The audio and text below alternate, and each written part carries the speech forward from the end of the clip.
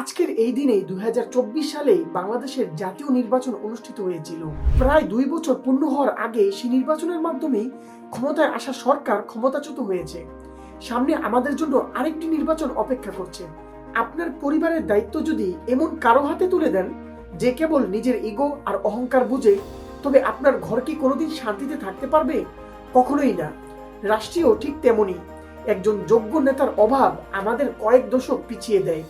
একজন স্বার্থান্বেষী নেতা পুরো জাতির ভবিষ্যৎকেই অন্ধকারে ফেলে দেয়। সঠিক নেতৃত্বের গুরুত্ব অনস্বীকার্য।